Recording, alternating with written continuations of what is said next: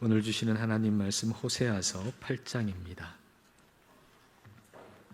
1절부터 14절까지 우리 한 절씩 읽겠습니다.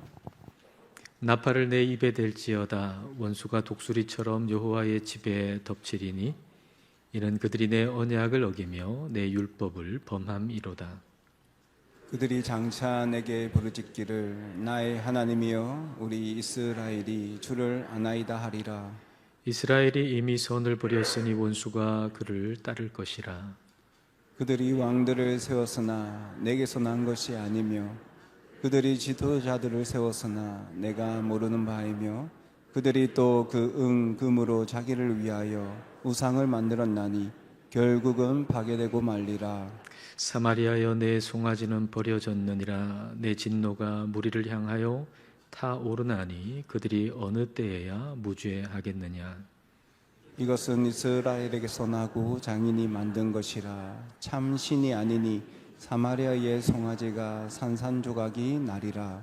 그들이 바람을 심고 광풍을 거둘 것이라. 심은 것이 줄기가 없으며 이삭은 열매를 맺지 못할 것이요 혹시 맺을지라도 이방 사람이 삼키리라.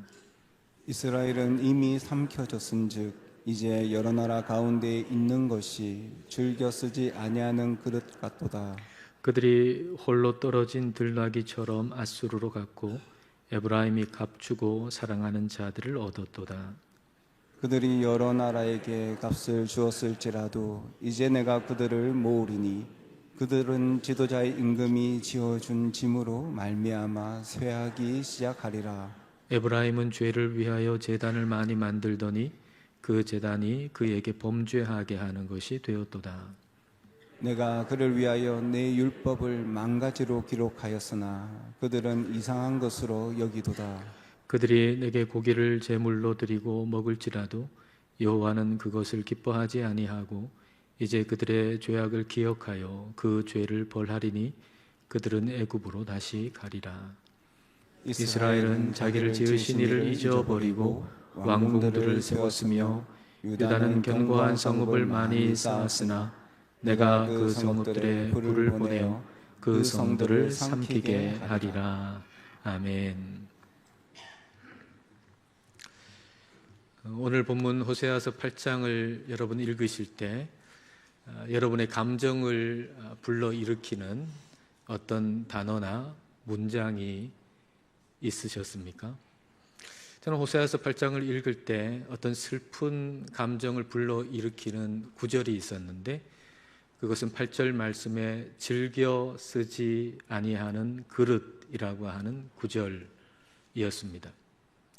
하나님 백성들이 어쩌다 이렇게 됐을까 하는 안타까운 마음이 들었습니다. 하나님께서는 이스라엘 백성들에 대해서 이사야서 43장 21절에서 말씀하시기를 그 하나님의 백성들을 하나님이 지으셨고 그리고 그 목적은 하나님을 찬송하게 하기 위함이라고 말씀하셨습니다. 그러니까 하나님은 하나님의 백성 이스라엘 백성들 안에 하나님의 영광을 담아서 모든 민족에게 전해주는 그릇으로 쓰시기 위해서 이스라엘을 부르신 것입니다. 그분이 즐겨 쓰시는 그릇으로 이스라엘 백성들을 부르신 것이죠. 근데 어쩌다 즐겨 쓰지 아니하는 그릇이 되었을까요? 즐겨 쓰지 아니하는 그릇이라고 하는 것은 그 당시에 일종의 관용구였습니다. 오물을 담아뒀다가 그 오물과 함께 저 성문 밖에다가 버리는 아주 값싼 토기를 일컫는 관용구였습니다. 즐겨 쓴다라고 번역이 되어 있는 히브리어 헤페츠라고 하는 단어는 기뻐한다는 말이거든요. 그러니까 즐겨 쓰지 아니하는 그릇이라고 하는 것은 기뻐하지 않는 그릇이라는 거예요. 그러니까 그 주인이 볼 때 하나도 기쁨이 없고 그리고 쓸모도 없고 목적도 찾을 수 없는 상태라는 말이죠. 오늘 저와 여러분은 우연히 여기에 있는 것이 아닙니다. 우리 하나님께서 우리에게 하나님의 영광, 하나님의 말씀을 담아서 모든 사람에게 전해주기 위한 거룩한 그릇으로 저와 여러분을 부르신 것입니다. 하나님께서 기뻐 쓰시는 그릇으로 저와 여러분을 부르신 것입니다. 그러나 우리도 이스라엘 백성들처럼 주님께서 즐겨 쓰시지 아니하는 그릇, 기뻐하시지 아니하는 그릇으로 전락할 수 있습니다. 그러므로 우리는 오늘 말씀의 경고를 잘 받아들여야 합니다. 자, 오늘 말씀 1절 말씀입니다. 나팔을 내 입에 댈지어다. 원수가 독수리처럼 여호와의 집에 덮치리니 이는 그들이 내 언약을 어기며 내 율법을 범함이로다. 하나님 백성들이 하나님의 약속을 어겼습니다. 하나님과의 약속을 어기고 하나님의 말씀대로 살지 않았습니다. 그 결과 원수가 독수리처럼 덮친다는 거죠. 여기서 원수라고 하는 것은 아수르를 가리키는 것이고, 그러니까 아수르가 독수리처럼 이스라엘을 공격할 것이라고 하는 말씀이죠. 그래서 이것을 알리기 위해서 나팔을 불라는 거예요. 미리 경고 사이렌을 울리라는 것입니다. 하나님께서 미리 알려주시는 경고 사이렌을, 경고의 그 메시지를 우리는 흘려들어서는 안 됩니다. 1941년 12월 7일 오전 7시 55분 일본군 항공기 183대가 미군 기지가 있었던 하와이 진주만 상공에 가서 이 폭탄을 떨어뜨렸습니다. 그래서 그 결과 많은 군함이 침몰했고 수천 명의 청년들이 목숨을 잃게 됐습니다. 그러나 일이 일어나기 전에 한 50여 분 전에 미군 레이더 기지에는 거대한 비행기 편대가 지금 접근하고 있다라고 하는 위험 신호가 포착됐습니다. 저도 군 생활을 공군 레이더 기지에서 했는데 어떤 비행 물체가 레이더에 잡히면 가장 먼저 해야 할 일은 식별입니다. 식별. 이 물체가, 이 비행 물체가 우리 대한민국의 비행기인지 아니면 타국의 비행기인지 아니면 어떤 다른 비행 물체인지 그걸 식별하는 것이 가장 중요한 일입니다. 그런데 이 미군 장교가 레이더에 잡힌 그 비행 물체를 식별하지 않았습니다. 왜냐하면 그날 12대의 미군 비행기가 올 것이라고 하는 게 예정되어 있었기 때문이죠. 근데 레이더에 잡히는 게 183대가 잡히는 거하고 12대가 잡히는 거하고는 이건 어마어마한 차이거든요. 근데 몇 대가 오는 줄도 모르고 있었던 거예요. 그냥 단지 우리 비행기가 온다는 것만 알고 거기에 잡힌 것이 우리나라 비행기인가 보다 하고 지레 짐작하고 아주 다급하게 상황을 알리는 병사에게 걱정하지 마 그랬던 거죠. 걱정할 일 아니야. 그리고 상황을 종료시켜버린 거예요. 그 결과는 너무나도 끔찍하고 너무나도 비참했던 것입니다. 하나님이 주시는 경고의 메시지를 우리는 무시해서는 안 됩니다. 그런데 이스라엘 백성들이 그 울리는 경고의 사이렌을 잘못 울리는 사이렌으로 안 것이죠. 이거 뭐 잘못 고장났나 보다. 그렇게 생각한 겁니다. 자, 2절 말씀을 보겠습니다. 그들이 장차 내게 부르짖기를 나의 하나님이여 우리 이스라엘이 주를 아나이다 하리라. 우리한테 그런 일이 벌어질 리가 없지. 우리가 하나님 알잖아. 우리가 심판을 받는다고? 아니 우리가 구원을 못 받는다고? 아니 그럴 리가 없지. 우리는 하나님 믿는데, 우리가 하나님 아는데 우리한테는 그런 일이 없을 거야 라고 말하는 겁니다. 우리 자신에게 한번 물어보십시다. 나는 주님을 아는가? 정말 나는 주님을 아는가? 주님을 안다는 것은 무엇입니까? 마태복음 7장 말씀에 참 충격적인 말씀이 있지요. 마태복음 7장 22절, 23절 말씀입니다. 그날에 많은 사람이 나더러 이르되 주여 주여 우리가 주의 이름으로 선지자 노릇하며 주의 이름으로 귀신을 쫓아내며 주의 이름으로 많은 권능을 행하지 아니하였나이까 하리니. 우리가 주님 알잖아요. 우리가 주님 이름으로 많은 사역도 했고 많은 일도 했잖아요. 라고 말을 하는 거죠. 그때 주님이 이들에게 대답을 하세요. 자, 23절 말씀을 함께 읽습니다. 그때에 내가 그들에게 밝히 말하되 내가 너희를 도무지 알지 못하니 불법을 행하는 자들아 내게서 떠나가라 하리라. 나는 주님을 알고 그리고 주님의 이름으로 여러 가지 사역과 여러 가지 일을 많이 했는데 정작 주님은 나를 모른다고 할 그런 사람들이 소수가 아니라 많은 사람이 그렇게 될 거라고 예수님은 우리에게 말씀해 주십니다. 이 사람들은 주님의 이름으로 선지자 역할을 했던 사람이고 주님의 이름으로 귀신을 쫓아내기도 했고 주님의 이름으로 많은 권능을 행하기도 했습니다. 다시 말하면 이들은 목사라고 불리는 사람들이었고 사역자라고 불리는 사람들이었습니다. 장로, 권사, 집사라고 그 직분자였고 그리고 교회를 출석하는 성도였던 것이죠. 그러면 도대체 뭐가 잘못된 걸까요? 무엇 때문에 주님이 그들을 모른다고 하신 걸까요? 예수님은 그 이유를 명확하게 말씀하세요.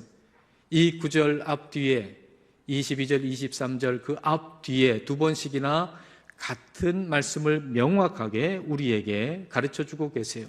자, 마태복음 7장 21절과 24절입니다.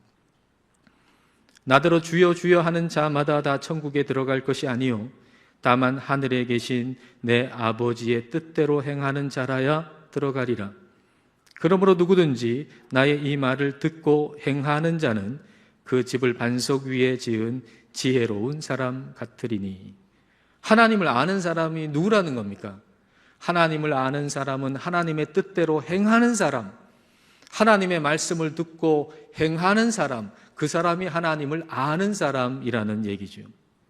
즉 나는 하나님을 잘 안다고 생각했으나 우리 주님께서 나는 너를 모른다라고 하시는 그 충격적인 일은 말씀을 듣기만 하고 행하지 않았기 때문입니다. 즉 주님의 이름으로 선지자 역할을 한 것, 주님의 이름으로 귀신을 쫓아낸 것, 그리고 주님의 이름으로 많은 권능을 행한 것, 그것은 종교적 거품이었다는 거죠. 종교적 거품. 종교적인 거품을 거두어 내고 나니까 그들에게 하나님이 기뻐하시는 모습이 하나도 없었다라는 얘기입니다. 우리가 오늘 예배당에 와서 예배를 드리는 것을 거두어 내고 났을 때 그때 보이는 것이 우리의 가정과 우리의 일터에서 그리스도의 뜻대로 사는 것이 되어야 합니다.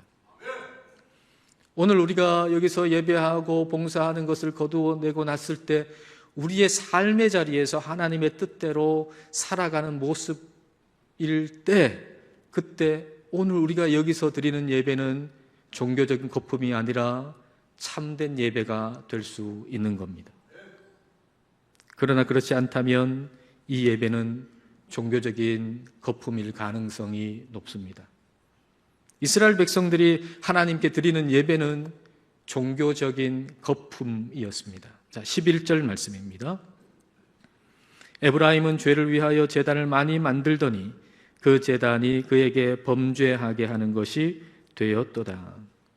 죄를 위하여 제단을 많이 만들었다라는 얘기는 속죄 제물을 드리기 위해서 제단을 많이 만들었다는 거예요. 죄를 용서받기 위해서 제단을 많이 만들었다는 거예요. 다시 말하면 예배를 많이 드렸다라는 얘기죠. 근데 그 예배가 그들에게 죄를 많이 짓게 하는 것이 됐다라는 얘기입니다. 아니, 이 말이 무슨 말인가요? 하나님께 예배를 많이 드렸는데 왜 그 예배가 죄를 많이 짓게 하는 것이 되었을까요? 그 말의 의미는 무엇일까요? 제단을 만들어서 하나님만 섬긴 게 아니라 바알도 함께 섬긴 것입니다. 그 결과 제단을 많이 만들수록 죄도 많이 짓는 거죠. 예배를 많이 드릴수록 죄도 많이 짓는 거죠. 바알 신앙이라고 하는 것은 오늘날로 얘기하면 기복 신앙입니다. 기복신앙이라고 하는 것은 중심이 하나님이 아니라 나 자신인 신앙, 그게 기복신앙이죠. 하나님을 예배하는 이 자리에서마저 내 기분이 중심이고 내 생각이 중심이고 내 성공과 내 안락이 중심이라면 우리의 일상의 삶의 자리에서 하나님의 뜻을 따라 행할 수 있는 가능성은 없다고 봐야 하지 않겠습니까? 하나님을 예배하는 이 자리에서마저 내 생각이 깨지지 않고 내 뜻이 굽혀지지 않는다면 우리의 삶의 자리에서 하나님이 기뻐하시는 대로 살아간다는 것은 불가능한 일이 될 겁니다. 그 결과 예배가 종교적인 거품이 되고 마는 거죠. 성령님은 우리에게 우리의 예배가 어떤 예배인지 식별해 보라고 말씀하십니다. 우리의 예배가 종교적인 거품은 아닌지 한번 식별해 보라고 우리에게 요청하십니다. 오늘의 이 예배를 거두어 내고 나면 나의 삶에 무엇이 남는가? 오늘 내가 주일에 와서 예배를 드렸다고 하는 것, 이걸 거두어 내고 나면 내가 그리스도인이라고 하는 증거가 삶에 있는가? 내 삶에서 하나님의 말씀을 행하는 행함이 있는가? 어떤 이는 이렇게 생각할 겁니다. 행함이 뭐가 중요해? 믿음이 중요하지. 성경에도 행함이 아니라 믿음으로 구원받는다고 그러잖아. 행함이 뭐 중요해? 믿음이 중요하지. 그렇게 생각하시는 분이 있을 겁니다. 많은 그리스도인들이 성경을 잘못 이해하여 믿음은 있으나 행함은 없는 신앙도 가능하다고 생각하고 삽니다. 많은 사람들이, 많은 교인들이 성경을 잘못 해석해서, 잘못 오해해서 믿음은 있으나 행함은 없는 신앙도 가능하다고 생각하고 살지요. 이런 생각은 나는 하나님 안다고 여기고 살았는데 마지막 날에 주님께서 나는 너를 모른다고 하는 그 결과를 초래하게 될 것입니다. 하나님 말씀대로 사는 거, 행함, 이거는 매우 중요한 일입니다. 자, 이 내용을 여러분 한번 집중해서 들어보십시오. 하나님이 사람을 만드시고 사람과 첫 번째 맺은 언약을 뭐라고 합니까? 하나님이 사람을 만드시고 첫 번째 하나님과 사람이 맺은 언약을 뭐라고 하죠? 웨스트민스터 대요리 문답을 공부하고 있는 우리 순장님들은 다 알고 계실 겁니다. 하나님이 사람을 만드시고 처음으로 사람과 맺은 언약을 행위 언약이라고 부릅니다. 행위 언약. 이것은 행함을 조건으로 해서 생명을 얻게 되는 걸 얘기하는 거죠. 우리 아담한테 하나님께서 주신 계명 율법은 하나잖아요. 동산 중앙에 있는 선악을 알게 하는 나무 열매 먹지 마라. 그걸 순종하는 조건으로, 그 말씀에 따라 사는 조건으로 생명을 얻게 되기 때문에 이걸 행위 언약이라고 부릅니다. 근데 그 행위 언약의 특징은 뭡니까? 그 행위 언약의 특징은 우리 하나님이 주신 그 계명 율법을 지킬 능력이 사람에게, 아담에게 있었다는 거예요. 아담은 하나님이 주신 계명과 율법을 지킬 능력이 있었어요. 죄를 짓기 이전에. 근데 하나님이 주신 율법과 계명을 고의적으로 어겼습니다. 그 계명을 지키기 위해서 애쓰고 힘쓰다가 어쩔 수 없어서 못 지킨 게 아니라 그걸 지킬 수 있는 능력을 하나님이 주셨음에도 불구하고 고의적으로 불순종했습니다. 그래서 그 죄는 모든 인류에게 전이가 됐고, 그래서 그 이후에 우리 모두는, 죄인인 우리 모두는 하나님의 율법을 지킬 능력을 상실하게 됐습니다. 그러나 행함으로 생명을 얻는다는 원리는 그대로였습니다. 다시 한번 말씀드립니다. 우리 모든 죄인은 하나님의 율법과 계명을 지킬 능력을 상실했습니다. 그러나 행함으로 생명을 얻는다는 원리는 동일합니다. 그럼 뭐가 필요하나요? 그걸 행할 수 있는 사람이 필요한 거죠. 나는 그것을 행할 수 없으니까, 나는 그걸 지킬 수 없으니까 그걸 행할 수 있는, 그걸 완전하게 행하고 순종할 수 있는 사람이 필요하잖아요. 그분이 바로 예수 그리스도이시고, 예수 그리스도께서, 하나님의 아들인 예수 그리스도께서 이 땅에 오셔서 우리 하나님이 주신 모든 율법, 그 계명을 완벽하게 행하신 것입니다. 그래서 예수 그리스도의 의로우신 행동으로 우리가 생명을 얻고 구원을 얻게 된 것이기 때문에 이걸 은혜 언약이라고 하죠. 근데 이 은혜 언약의 중심도, 핵심도 행함입니다. 중요한 건 누구의 행함이냐는 거죠. 우리의 행함이 아니라 예수 그리스도의 행함이에요. 예수 그리스도의 행함이 있어야만 우리가 구원 얻거든요. 만약에 행함이 없어도 구원 얻는다면 예수님이 이 땅에 오셔가지고 즉각 십자가에서 죽으시면 됩니다. 그러나 하나님의 율법, 하나님의 계명을 완벽하게 수행하고 완벽하게 행하는 그 행함이 우리의 구원을 위해서 반드시 필요했기 때문에 예수님은 33년 이 세상에 사시면서 하나님의 모든 율법과 계명, 그 가르침을 완벽하게 온전하게 행하셨던 것입니다. 예수님의 그 의로우신 행함, 그걸 우리와 연결시켜 주는 것이 바로 믿음인 거죠. 믿음은 통로입니다. 하나님께서는 그 믿음을 통해서 우리에게 전가된 하나님의 의로운 행동을 보시고 우리를 구원하시는 것. 그러니까 하나님이 우리를 구원하실 때 최종적으로 보시는 것은 하나님의 의로운 행동이에요. 예수 그리스도의 의로운 행동이에요.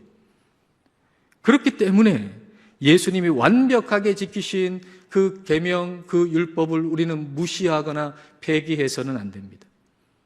그 율법을 10가지로 요약한 게 뭔가요? 10계명이잖아요. 근데 예수님이 이 땅에 오셔가지고 그 10계명을 폐기하셨습니까? 야, 이제는 이거 10계명 필요 없어. 너 믿기만 하면 다 구원받아. 행하면 필요 없어. 그러셨나요? 그 10계명을 폐기하신 게 아니라 그 10계명을 심화시키셨죠.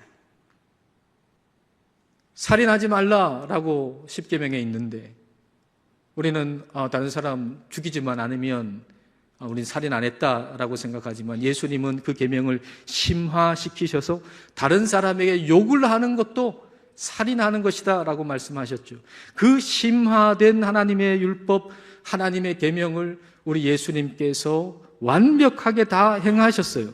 그 덕분에 우리가 그 율법을 행할 수 없어서 받아야만 하는 하나님의 진노로부터 우리는 구원을 받은 것입니다.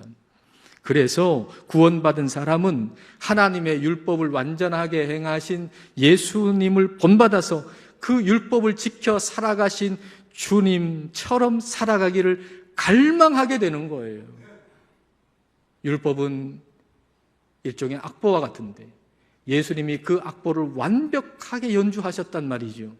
그래서 우리가 예수님의 그 완벽한 연주를 보고서 우리도 그렇게 연주하기를 힘쓰고 애쓰고 행동하게 되는 것입니다. 구원받기 위해서가 아니라 나를 구원해 주신 우리 주님을 닮아가기 위해서죠. 그래서 행함은 참된 믿음의 분명한 증거입니다. 행함은 참된 믿음의 분명한 증거입니다. 행함 없는 믿음은 죽은 것입니다. 행함 없는 믿음은 구원에 이르게 하지 못합니다. 그런데 오늘날 많은 사람들이 이걸 오해하고 있습니다. 그래서 오늘날 교회는 거품이 많이 생겼습니다. 성경을 오해함으로 인해서 거품이 너무 많이 생겼습니다. 주님이 말씀하신 대로 많은 사람이 주여 주여 하겠지만 그것은 종교적인 거품이고 주님의 뜻대로 행하지 않고 말씀을 듣기만 하고 행하지 않아서 마지막 날에 하나님이 나는 너를 모른다고 선언할 사람들이 많을 것입니다. 구원받았다고 확신했으나 구원받지 못하는 사람들이 많을 것입니다. 우리는 종교적 거품에 속지 않아야 합니다. 이스라엘 백성들은 그 종교적인 거품을 다 거두어내고 나니까 하나님의 백성이라고는 볼 수 없는 모습이었던 거죠. 자, 12절 말씀을 보십시오.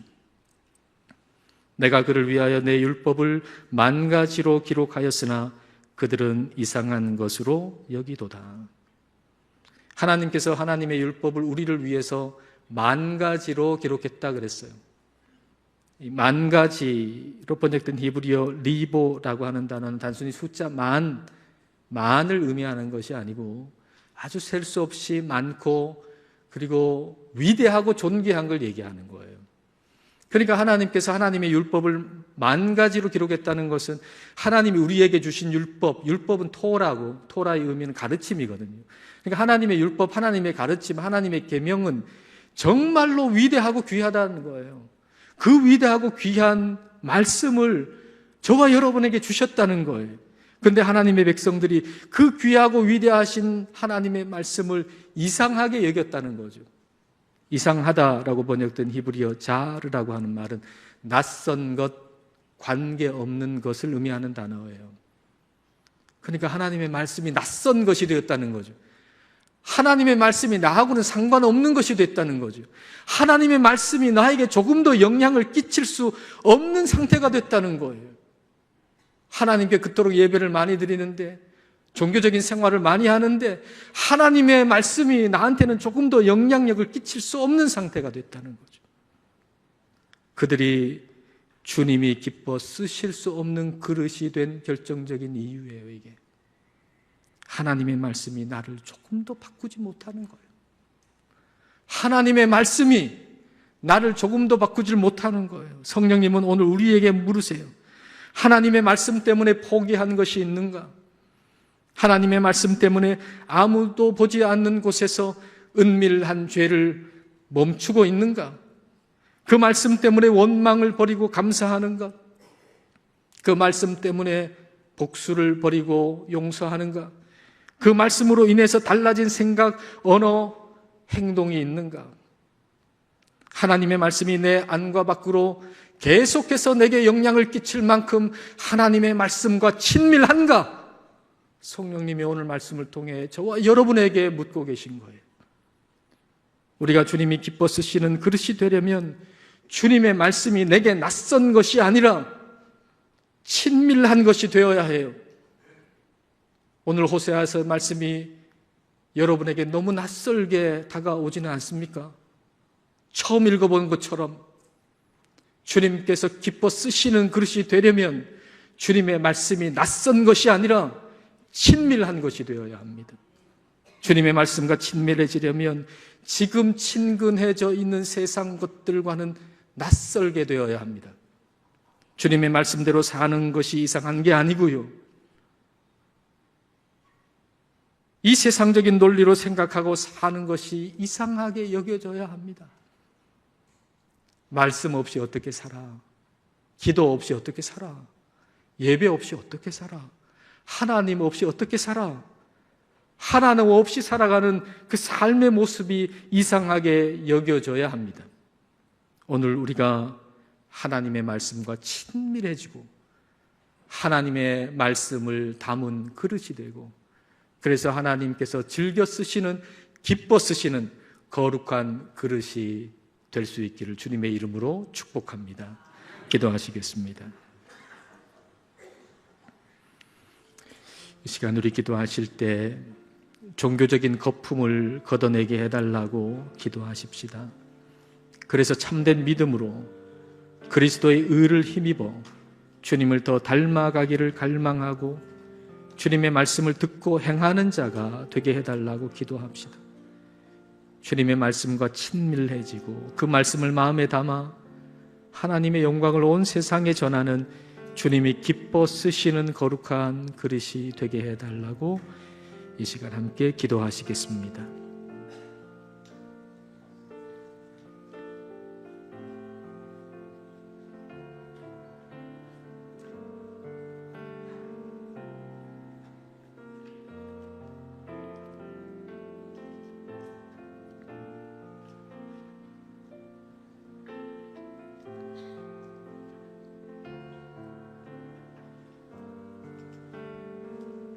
신실하신 하나님 아버지, 우리를 사랑하사 말씀을 통하여 미리 경고해 주심을 감사드립니다.